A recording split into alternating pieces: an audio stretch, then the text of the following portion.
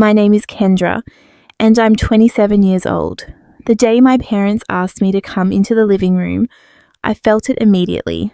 Something was off. That careful, rehearsed tone they used, the one they always used when a decision was already made and I had no say. My sister Melissa sat beside them on the couch, calm, polished, scrolling on her phone like nothing here concerned her. I stood there, arms crossed, trying to prepare for whatever comparison they were about to make. They didn't waste time. My father cleared his throat and said they had decided to help both their daughters get a proper start in life. My mother smiled tightly, the kind of smile that was meant to look generous. Then she announced it. Melissa was getting a brand new apartment downtown. Modern building, elevator, gym, security, everything included. Melissa looked up, a small, confident smile spreading across her face. She was already picturing herself there, imagining how perfect it would be. Then my mother turned to me. They were giving me a house. For a half second, hope flared. A house sounded big. Permanent, maybe. Just maybe. This time things would be equal. Then they showed me the address and photos. The hope died instantly. It was old, dilapidated, cracked walls, broken windows, a sagging roof, weeds taller than me choking the front yard. It looked abandoned, like even the city had given up on it. My mother rushed to explain. "It has potential," she said. "You're the practical one. This suits you better. Melissa needs something safe, ready to move in." Those words burned themselves into my memory. The same words that later echoed across my life.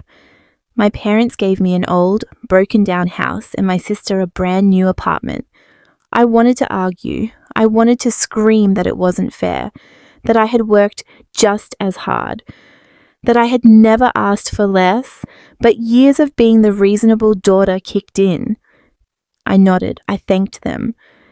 I swallowed my anger. The papers were signed quickly. The house was mine. No mortgage, no rent.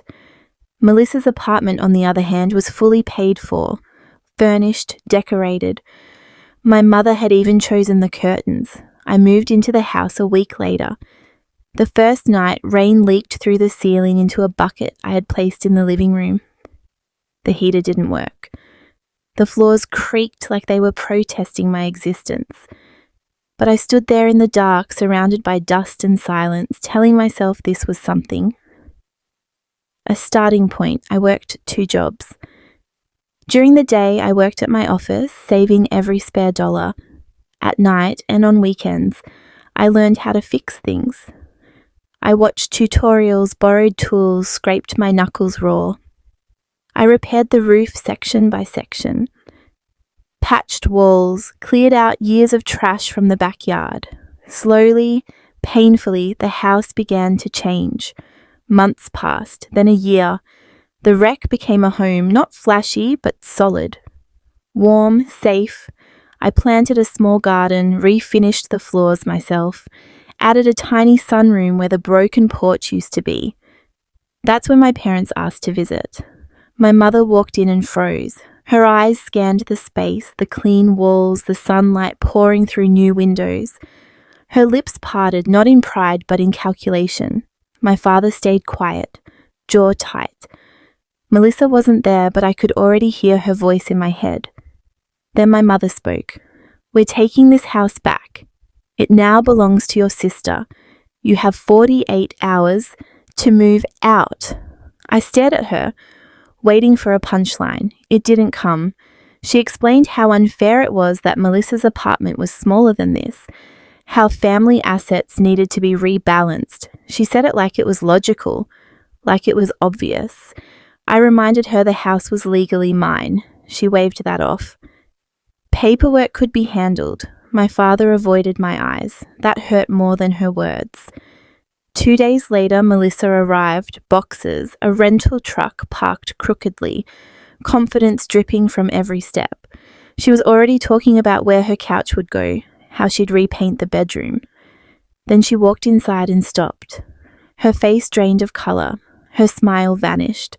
Her eyes darted around the room, taking in the walls, floors, windows. She wasn't expecting this. That moment would later define everything. What she saw wasn't just a house, it was something she couldn't touch, couldn't claim, couldn't control. None of them understood yet the truth about the land or why giving me that old house was the one mistake they could never undo. Melissa stood frozen, boxes half unloaded, confidence evaporating.